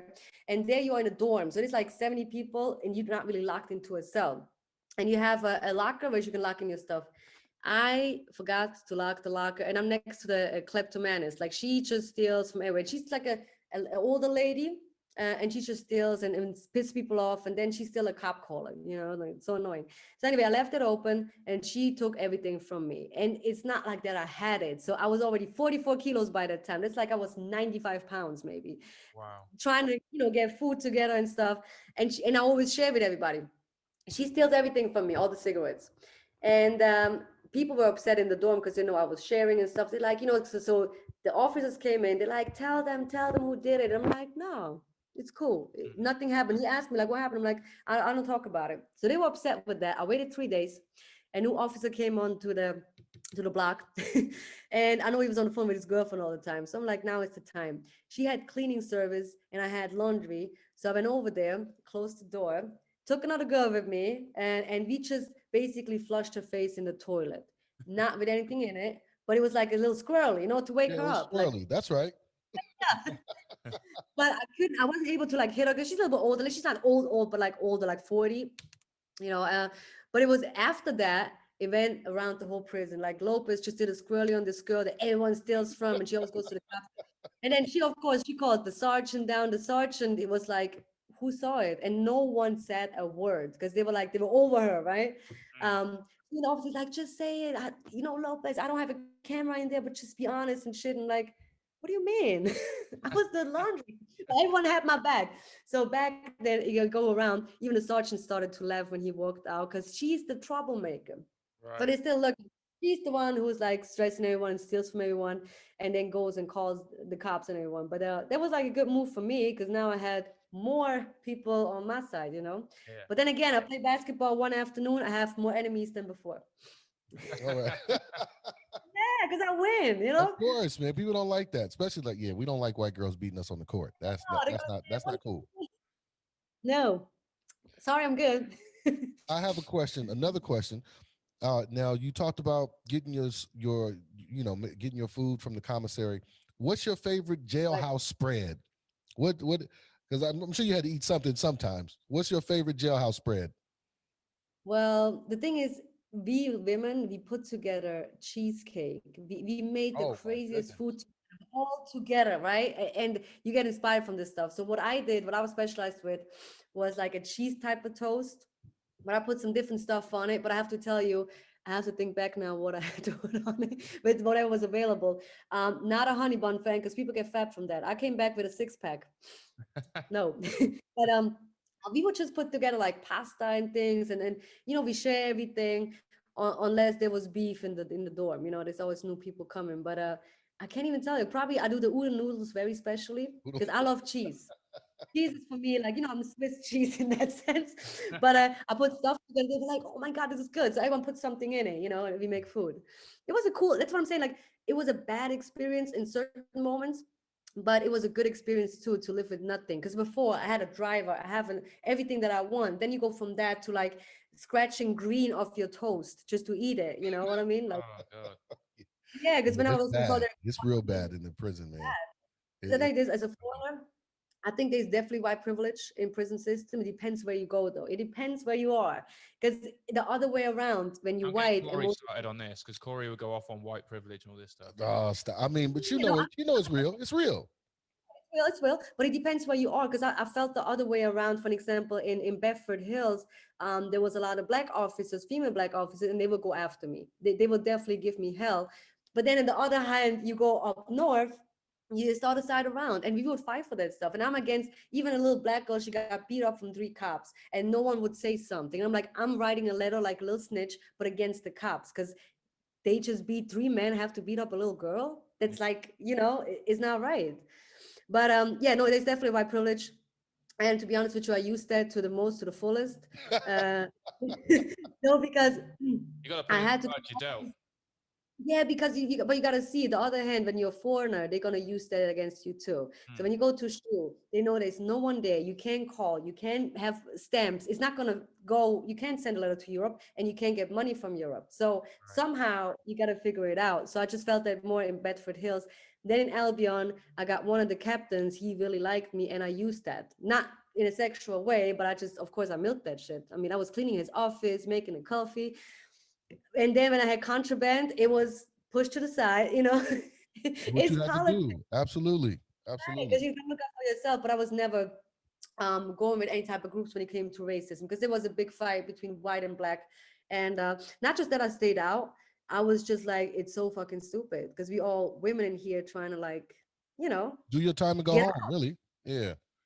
right. That's all we want to do. So it's like, what are you guys arguing? Because maybe someone said something, it came back to me like high school, like. Yeah, no, I'm not for that. So the But place, just don't insult me and don't attack me physically, because I will fight back. yeah, All right. that's good. So the place that You you're have at, what were the like the worst criminals in there? What were they? Are they on the murder level, or are they just, or what was it? I Really? mean, the one thing is, if you have life as murderer, you stay usually in Bedford Hills. It's like the maximum prison. I was there for a minute, even in solitary confinement for a long time, because they thought I cheated on the test. Now there's another thing, the system. I come into the prison, I have school, I done it in school in Switzerland. It doesn't count in the US. So that means I'm like kindergarten level. I'm doing a test and I have college level. Oh, you cheated. The IQ level is cheated. I'm like, I got breastfeed. My IQ is pretty high. I don't know what it is, but my IQ was good. I'm not gonna do the test again. No, you're going into solitary confinement for 2 months. And that was pretty bad. Uh, Hold on, I just forgot what I was gonna Just for tell. that? Wow. Solitary for cheating on a test. Yeah, Well, because not that's what well. I'm saying. Not They even accuse. cheating. Excuse me. They So accuse you of again, cheating on a yes, I know they got me again. They accuse you of cheating on a test, so they put you in solitary for two. yes, This but is they Being were too looking for smart. every little thing. And it's what I'm saying. They're looking for every little thing. And then I had an argument with an officer, and he just threatened to slice my face open. And I was at that point, I was very afraid, because like, I'm gonna give you a choker face. And he was an Italian guy, and like American Italian, and he was trying to flirt with me, and I just laughed in his face. forget about it. Forget about it. Hmm. Yeah, fuck out of here. No, but he was like, I have to answer certain questions. I get that. But if you're trying to flirt with me, I'm gonna laugh about you. And he felt like, oh, now now I really got him. And I You wanted him to insulted beat him, me up right? in front of to get some money from the state. Hmm. I got beat up, but there's no money. They moved 50. So Yeah, that be just made good with everything. that. Yeah, yeah. No, but again, there was this lady. When you do enough time and then you showed you being good, you don't have no tickets, you can go to the medium max facility to just do your programs. That at one point you can go to the parole board, right? And this lady, quiet little lady, we were next to each other not in the cell, in the dorm. And she's like, well, do you want to make food together? Because one has spaghetti, one has something, right? We put it together. And then we ate together. And everyone looked at me crazy. And in the yard, in the evening time, they're like, my friend's like, what are you doing with this lady? I'm like, well, she's an old lady trying to eat. She's like, well, she ate her husband's 3 kids. Like, she she Oh, had the story. Fuck me. oh, Got my married to this goodness. guy. He didn't want to have more kids anymore. And then she was cooking his kids, something like that. And then, as the thing is, I watch murderous affairs and all these stories here on TV, and I've seen a bunch of girls. I didn't know what they was in for, because they always say for drug offenses, Hmm. but it's not. It's some crazy goddamn stuff, like even stabbing her Wow. boyfriend. Sometimes I understand a little bit. I mean, when you have outbursts and stuff, but some of them stories are nuts. But that's why they're in there. I mean, yeah. That's Wow. why they're I in mean, there. Some of these people need to be in there, to be honest. right. Yeah, but then there's other people, they don't need to be in there, and I feel like That's true. addicts. That's absolutely true. Like there's addicts in there, older ladies that have a problem with substance abuse, they get caught with like 5 crack rocks and you want to give them 6 years, give them rehab, like, but they make money. They make money. And that's the difference Of between the course, state. right? You make money from not only from the bail, but you make money from the programs and the Every single probation day. officers. The state make no, the prison makes $120 a day per person, per Yeah, inmate. for the Well, isn't beds. it like 95% of the jails are all privatized anyway? It's a lot. It's Right. a lot, man. They just Wow. yeah, they commodified Because everything. isn't in Switzerland they help addicts. They give them they give them a safe place to safe place and give them fresh needles and make sure everything's all fine. And they kind of help Well, the them. thing is they're not giving them drugs. They're giving them something like a replacement that doesn't Like affect methadone, certain. right? If you're on, they give you methadone or some other, yeah, like a substitute. Switzerland is certain things are too lenient in my opinion. That's just my opinion though. I mean, when it comes to child molestation, I have no anything for that. Like if you are a child molester, you need to go be locked up somewhere, right? That's just my opinion though. But over here, the law is so lenient for everything and they want to help you get back into the community. I understand, but if you're mentally ill and you are into kids, you need to be somewhere locked in, and that's the problem over here. There's no shootings here. There's no I mean, there's of course stuff, but it's more like domestic violence and child molestation when something goes down. Even if you sell drugs, you're going to go to jail, but not that long. They want to make sure you get a college education while you're in jail to come out and help you look for a job, because now I work as a headhunter. So there's a lot of people calling me from jail. Hey, I'm looking for a job. I make sure they get a job. If Wow. it's construction, you get out, but you still have good money. Because I have a record. I mean, my record is not going to go away for a long time. Even I'm over here. Mm. So you did a full 2 years and then got deported to Switzerland. So when you got back to Switzerland, I mean, how were you received back home, family wise? I mean, obviously they find out exactly what you've been doing, what you got, what you went in for. How did your parents take it? You Their got lovely little daughter. Yeah, so my mom is extremely correct. Like she wouldn't even take a dime from nobody. Now my dad's side of family can't say too much, can't say too much about it. But again, of course, they're disappointed. But at the same time, when I made all this money, I always made sure they're taken care of, like paying off houses, paying off situations, like whatever it was, I was always there financially. Again, I took full accountability. There was not 1 cent that I asked for since I came back when I was in there from my family. And when I got back, it took me like a month to get back into regular life. Fun fact is, I got deported, and because we have 8 presidents in Switzerland, right? Everyone for a different department, and one of them is a friend of my dad. You got to see Switzerland's 8 million people. It's small, and my dad worked with him before for photography. He's a photographer, and he actually made sure I get out of the how you say deportation jail for fast as possible. Now, when we talk about solitary confinement, right, it's pretty bad.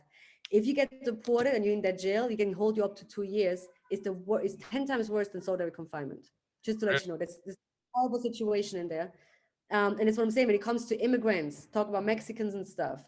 If you've been in there, that's no, I mean, it's like not even food wise. You cannot leave the cell. You can only walk in front of yourself for 20 minutes a day or take a shower, which is not working. The phone doesn't work. You have no way of doing anything. But again, I had the Swiss embassy. And now I'm thinking of other people, like if you're from Mexico, for an example, the things they do to you in there. A woman had a baby next to me. No Oh one. goodness. Yeah, that's what I'm saying. If you need toilet paper, you're not getting it. If you have your period, they don't not care. They make fun of you. That is the point. Detention centers for ICE. That's what Trump ordered, more of that, and Yeah, taking like tons of like the relief of like the what do you call it, the hurricane relief. yeah. That's the worst. I was only there for like 10 days, 1 week.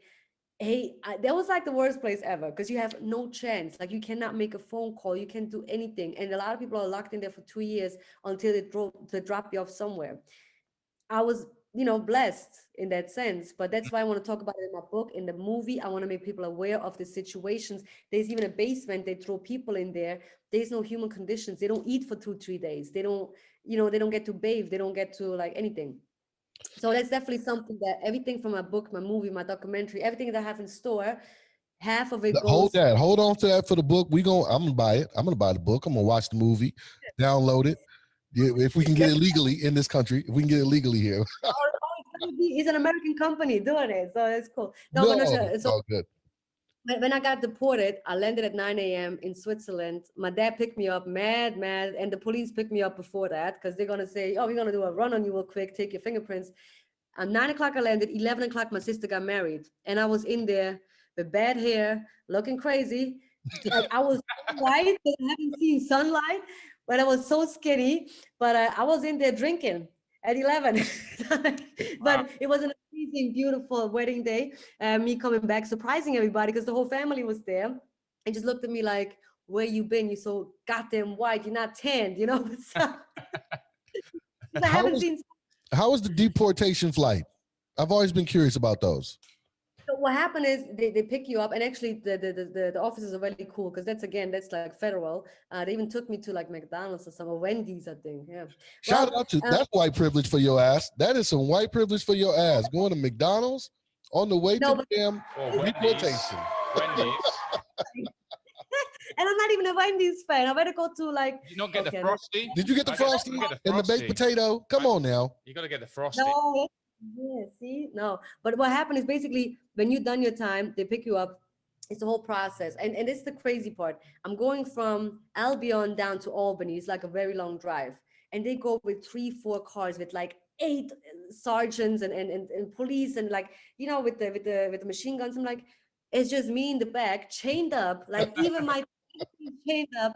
Where am I going? Like where am I going to go now? That's your tax money, So, Corey. That's I your tax know, money. unfortunately. I mean, Unfortunately.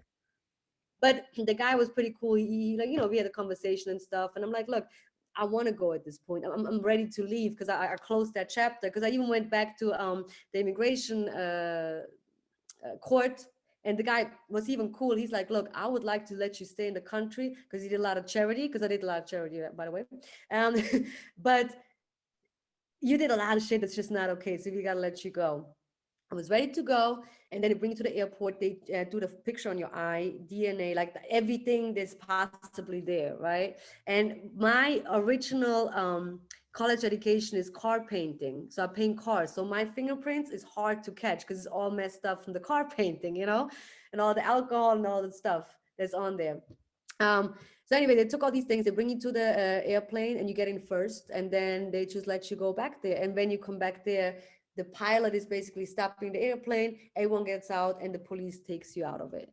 And then they just do a check on you if something is open. So it was not that bad. I just drank a lot of alcohol in the plane. I'm out now. Who paid for that flight? Who pays for the deportation flight? Does the American government pay for that? Our family paid for that. But if you can't afford it and you're over there for 2 years, but again, 2 years in that hole will make you nuts. I can imagine that. But then they bring you back the way. But you have to write a letter and ask if you can come back. But I'm a Swiss citizen, so it's like, where am I going to go? To Cuba? Where are you talking me? But you just have to write a letter and ask for permission to come back. Okay. Wow. So Okay. how old were you when you got out? By that time I was 26. Yeah, about to turn 27. Yeah. Wow. I mean, which is cool because you still got a whole lot of life left. You still got a whole lot Right, of but life left, Still a still bit. young. I just have to say I had this turning moment, and that was when I was in solitary confinement. Because there's really nothing there, and you just feel like so helpless at one point. It's not trying to make people feel bad for me, but that was my turning point. So I looked out. I had a little bit of a window left, and there was a little moon up there, full moon. And I'm like, you know what? If I ever get out of this place, which I will be the best person possible. And I will make everything every day. I make every day count. Like I do the most every day. And since I came out, I cannot say every day I make count because sometimes I have hangovers, but I built big. When you had a hangover. Right, I mean, we I do say that sometimes, every right? time I have a hangover. Shout out to you. Right. Never again. Never again. God help me this last time. Please. I'm serious this time. No, but my motivation was not going out and party. Within 2 years, I built a new business. I sold it after a certain amount of time, built it up, made money from it. And again, I never lived off the state. I worked. I was cleaning toilets. I was cleaning rooms in a hotel. And then I started to work just on commissions in sales. And that's where I saw my talent is sales. And I got to with jobs and stuff. And now I have an amazing boss, an amazing company I work for, and they're paying me really well. People with masters don't make as much money as I do, you know? So I'm blessed for that. and I want to give back. That's why I'm saying I want to like help people not just to get jobs, just to have like when you come out, there is possibilities. Now again, the US has certain ways. My country changed, so Mm. that would just be my plan because like it's a new start, Absolutely. And I'm congratulating you not only on your success, on your reentry, successful reentry, but you know what, maintaining your integrity to that, because that could have been easily, I mean, I don't know. Well, I mean, it goes to show, because that's how you got set up, right? When people are, they tell people you're going to give you 10, 15, 20, and then, or you can just snitch on somebody, set somebody up. Well, a lot of people do the easier thing. So shout out to you for maintaining Yeah, your that's amazing. integrity. That is really good. Do you, I don't know if do I you, would have done the same thing. you'd No, have I'm joking. you'd have snitched on me so quick. I ought to let him. Hey, here he's right over there, officer. Right over there. People come with their questions about snitching, right? It is a hard time in this chair because to be honest with you, it's not that I'm a snitch, but of course I thought about it for a second. I Mm, did, but then I have to say, if I do it, I couldn't live with myself. I couldn't take myself serious, and then I couldn't respect myself. And mm. it's just the way I grew up. And I'm not from the streets. Again, I'm not. I did messed up shit, yeah, and I got myself involved. So now I take accountability. That's how I got raised. So I'm not pointing fingers of people that snitch, but at the same time, don't do something if you can't do the time. That's just it, Absolutely, That's really absolutely. Yes. that's really good. You and that Don't do damn the button. crime. That's my favorite button, man. That's Sorry your about that. favorite button. Don't do the crime if you can't do the time, or if you can't find somebody to snitch on. Right. Do you? But I'm even then, joking. but I'm even joking. then, showing love, I think Joking. that's what people, even with the nine thing, right? This Yeah. is Do a you? no snitching podcast. We do not condone snitching. Yeah, definitely. Definitely No, we don't. But I'm saying, do not. imagine what you do to this person that you snitch on. Like, and not Yeah. just I went through that, right? Like I lost literally everything. Even I deserved certain parts of it. I get that because it wasn't legal, but I didn't get caught. We have So we have a friend of the show. He was telling me a story about his son was in Bali, and they got caught because here just for possession of weed you go oh, away for 12 years, and so I can live. his son got caught, and the friends of his son, they all got caught. No, sorry, this guy got caught, and they told him, look, if you snitch, then you'll go free, but if you don't Right. snitch, you're gonna go do the 12 years. And then Wow. he snitched straight on them. They went and caught these other guys, got them in jail, and then he was like, okay, so can I go now then? Because I snitched him. At nah, you're not going. You snitched. So he stayed in, and then the guy had to pay. I think Oh it's quite God. $10,000 or $50,000 to get his son out of jail.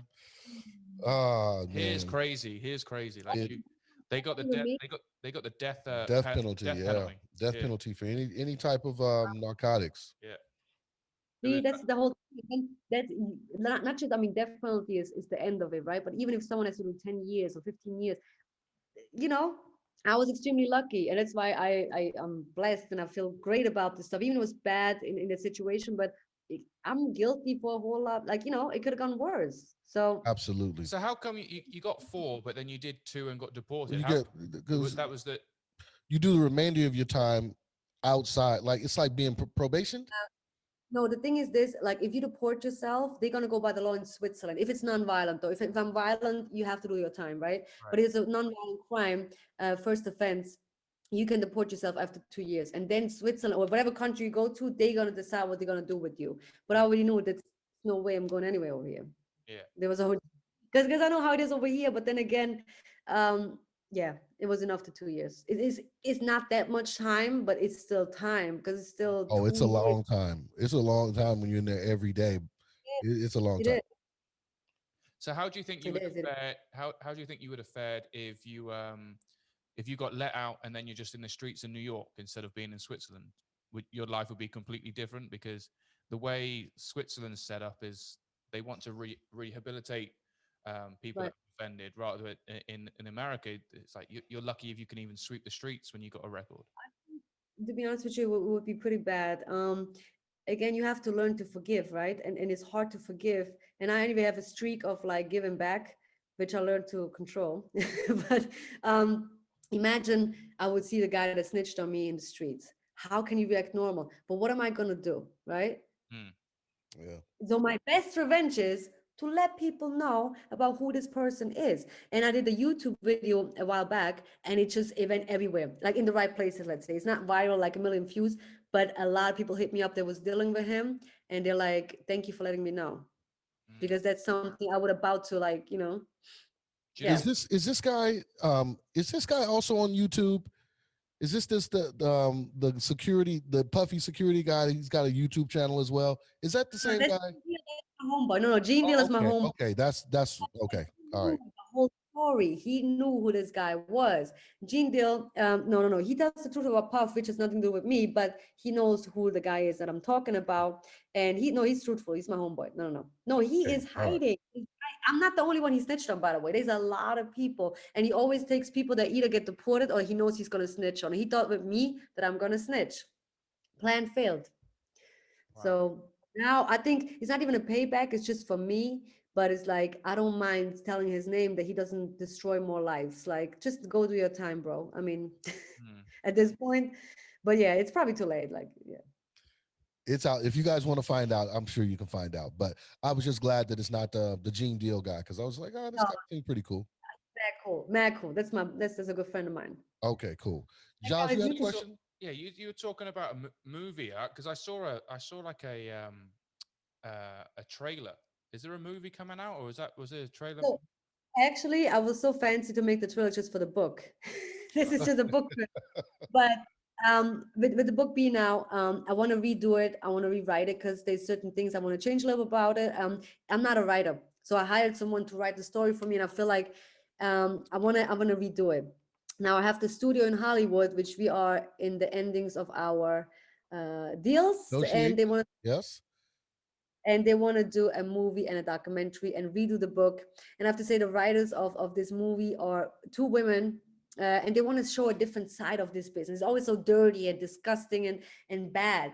But let's see the other side of it. Like if you want to do this job and you can decide what you want to do with your body as a woman. And I'm not even going with the Me Too movement. I'm just saying, why can we women choose if we want to sell the body or not and not being judged by it? Because how many girls go on vacations for a bag? Yeah, That's happening a lot because that's happening a lot. as me and my partner say, hoes be winning. Hoes are winning. Right. I mean, right. But then be a real hoe though. Don't be like, No, oh, I'm just absolutely. Absolutely. Get your money. Get your right. money. And if you work for a week and you get a bag, that's not good money there. That's not No, good that's money. No, not good money, gotta be man. smart. You gotta Right. be You better smart. get a bank account and make a business with it that you can buy 10 bags. Well, why So buy a bag at all? Why don't you just invest in Bitcoin? take that money. The first time I bought myself a Louis bag, I had 60,000 in my little shoebox when I Mm. was 20. I had 60,000 cash. Did you get your red bottoms back when you left? Well, some things happen with that.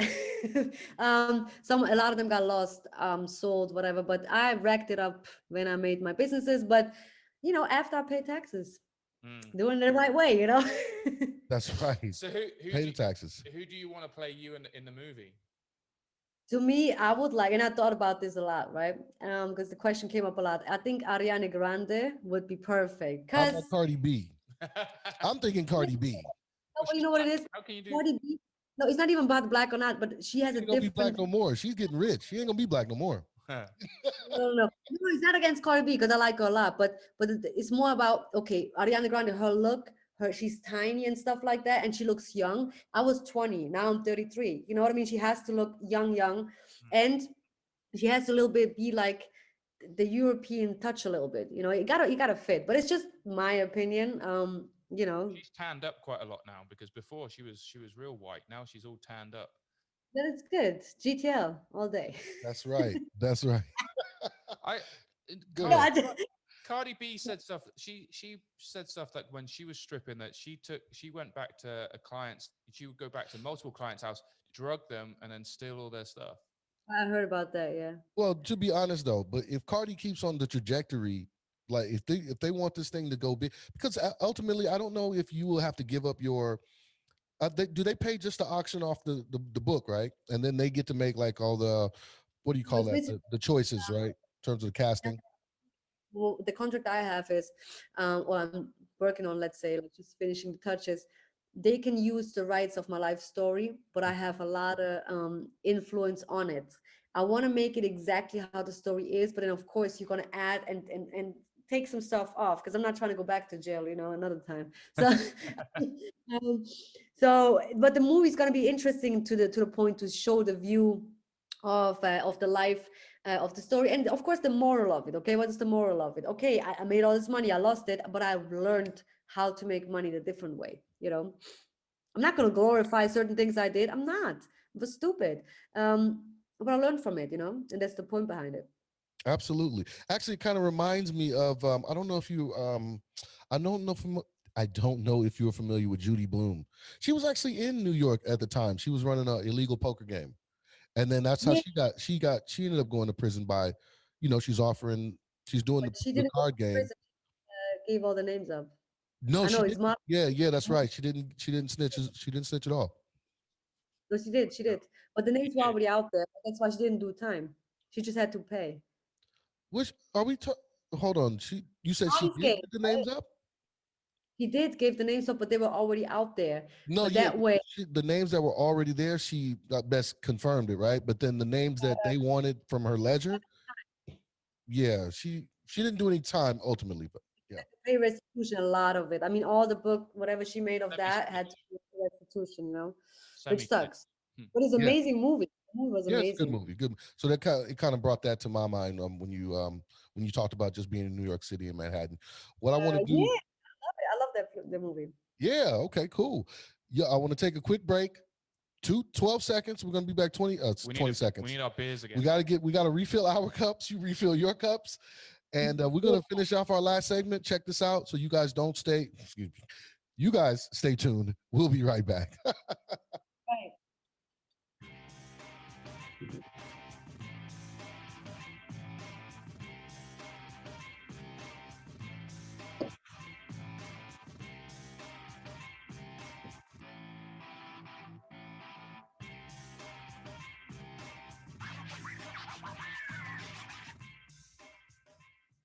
All right, we're back. We're back. This our last segment. That's not Right. it. That's not the one. Hold on. Where it happened to my button? He loves his button. Oh, we there it go. is. There it is. Check this out. Now, this is when we recommend anything that you think people should be listening to in terms of, excuse me, not just listening, watching, reading. reading, whatever in popular culture. It could be an old book, an old poem, old movie, like we were just talking about. So, my check this out for this week. I want you guys to, if you have not seen Top Boy, Top Boy is an excellent series. That's from the UK. It is from the UK, and I thoroughly enjoyed it. Finally. Season 1 and 2. I enjoyed both of them shits. It's on the Netflix. It is on Netflix. Check that out, man. It's a really good series. I love the slang. I don't know. I was going to ask you about that, man. There's a lot of guns and shooting in that series. How accurate is that? I don't know, because in the UK the majority of murders all happen from stabbing, because there aren't any guns. It's all everyone gets stabbed. Yeah, that's what I thought. It was kind of weird. There's a lot of guns. It's a horrible way to die. Yeah, definitely. Shoot me, don't stab me. Fuck. Yeah, shoot me, please. So outside of that, I guess you got to suspend your belief a bit.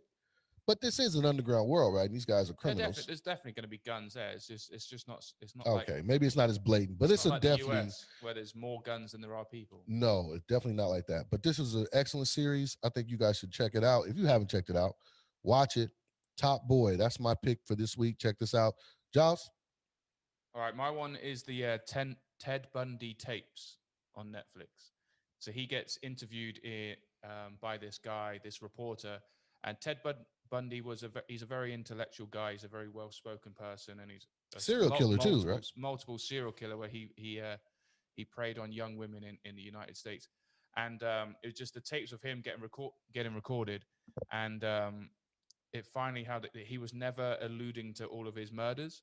He was never saying the reporter was trying to he's already on death row. He's already been convicted, but he wasn't ever talking about the murders. So then they kind of twisted it around and said, well, how about if we get him to speak in the third person?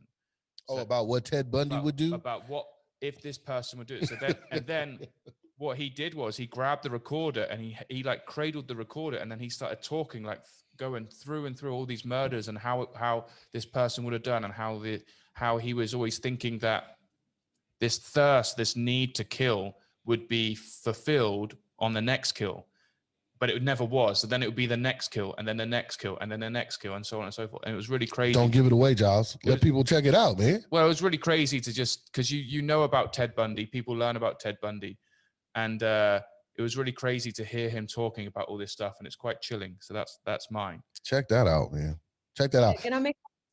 Of course, that's what we. Come on, that's what we just let you go last, so you can kind of get. We let so you go can last. steal the show. Yeah. So there's one out. It's been out for a minute, but it's called Time, a Khalif Browder story. It's about a 16-year-old boy that got convicted for stealing a backpack. He ended up being in Rikers He Island. did get convicted. He wasn't convicted at all. He wasn't, but he was trying to be charged with it.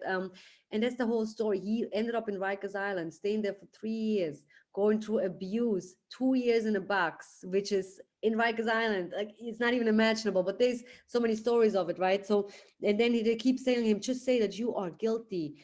And he's not guilty. And he stuck through that. When he came out, he sued the state. And that's the whole point, that they changed the law. A 16-year-old boy shouldn't be in solitary confinement for 2 years, in general not, especially for stealing a backpack for someone, there's no witnesses. There's the whole system. They basically explained that. And unfortunately, in the end, he took his own life at 21 because he was just that situation for 3 years when he was so young, that messed up his whole head. But at least they made a new law about that, but it's not enough. Wow. It's not enough agreement of this whole situation, because every day there's young people, and older ones as well, they're not guilty, being tortured in there. And there's footage and stuff. So this is one of the, like, I saw it about 10 times so far, and I keep recommending it to people because it's just something that, Well, it's more personal to you, right? Because you've been through that experience. Right. And then I feel like people, even if you do nothing illegal, this boy wasn't doing anything wrong, just walking home. And now you get arrested. Oh, and now you're just in jail. And now you're anyway guilty, Wow. So that's my. Yeah. What's it called again? Time by Khalif Browder story. Yeah. Definitely check that. Is that Netflix? It is on Netflix. It's really good. It's sad. It's definitely sad. So I want you guys to be forewarned. It is a sad documentary. Very sad. But it's about life. It's about, like, it's really happening. It's not something that you just don't need to look away, from. So that's just my opinion. Yes, absolutely. Yeah. Giles, any last words? I mean, not that you're in prison enough. Can I get my last meal? Yes, that pizza you just ate. That was it. I still got 3 slices left. All right, Giles. Giles, you want to say something last? No, Nives, thank you very much for coming on. I think your story is amazing for going so high, then going to so low, and now you're building yourself back up, and you're in a great position now. We hope that we can get you back on when the movie comes on, or if we can get any extra parts coming on. If you need, that's right. If you need some extras, Somebody come and hold the beer. Somebody hold the beer. Guy at the bar. Yeah, guy at the bar. When the movie's gonna be filmed and stuff like that, it's gonna be I'm definitely gonna be back on the podcast tour. Yeah, definitely. And just have a video of it and talk about it, definitely. How is excuse me, what's COVID been what's the lockdown situation been like in Switzerland? Right now we're in a full lockdown, so I have to do a home office, which I hate because I need to work out and go to the office. I don't mind going out, like, clubbing and stuff. I like restaurants. I'm older now, but it's, what, it's pretty safe over here, let's say, but it's kind of like annoying when it comes to economy, because I'm looking for jobs for people. So imagine now no one wants to hire no one, but I'm trying to do my best to get everyone somehow situated somewhere. I hope by end of February they want to shut it down, like that everything goes open again, but slowly. And I hope that's gonna happen. Not a fan of the vaccine, no, not. But really, you wouldn't take it? I don't want to. I'm with you on that. I'm with you. I do not want that. My mom just got it. It's just that if I can never travel again, then I have to think about if I can get out of it. No. Yeah, but not a fan. But everyone thinks a little bit different about it, right? But it's been, like, I'm used to being locked in, but I just, it's a little bit irritating now. It's a year now, this lockdown must be easy. Yeah, really? This lockdown is easy, right? This one is not like the Rikers lockdowns. Yeah, no, that's true. But it's, if you're free and I just want to make money and get stuff done and work and, just go work out. That's all I want. Well, Nives, Yeah. we wish you good luck. We wish you much success on the film, not only the film and the book And the document. Yes. and the documentary and the podcast and the, and the, Yeah, right? and the new line of red bottoms. That was my Definitely. idea. That was my idea, please. All right. May I say something? Yeah. Last word. My Instagram is Intel Madam. It's INTLMADME. And you can see my updates there. I have a website. It's www.theinternationalmadam.com. My Facebook is not so much active, but it's the International Madam. Twitter, yeah, It'll no. be on the screen. It'll be on the screen when they see this. Yeah. Go ahead. Don't So forget. check it out. Ask any Oh. questions, and yeah, hit me up for anything. Check Wow, her out, man. This has great. been a pleasure, absolute pleasure. Good luck. Oh, Thank you. wait. Last question. Are you watching the Super Bowl tomorrow? And if what? No. Actually, okay, cool. Okay. All right. So just be me and you. we gotta My dumb ass will be up at 6 in the morning. we gotta get up. Right? We gotta get up in 6 hours to go watch it. We don't watch it actually. So who's playing this year? Tampa Bay And Kansas Chiefs. and Kansas City. Yes. Kansas City. Yeah, I gotta be honest with you. I have no money on neither one, so there's no reason for me to Doesn't watch. matter. It See? doesn't matter. There we go. Oh, it's more like basketball or maybe fights, like MMA. I'm with that. Boxing with that. But that's it. All right. Well, that's cool. Well, for our audience at home on the YouTubes, this is our Super Bowl. This has been our Super Bowl Sunday preview show. Thank you, Nives, for joining us. Thank You so guys much. have a great week. It's You have amazing. one more time. Hit You myself keep on again. getting shot. Get shot by the mic. Thank you guys for joining us. Shut up and sit down.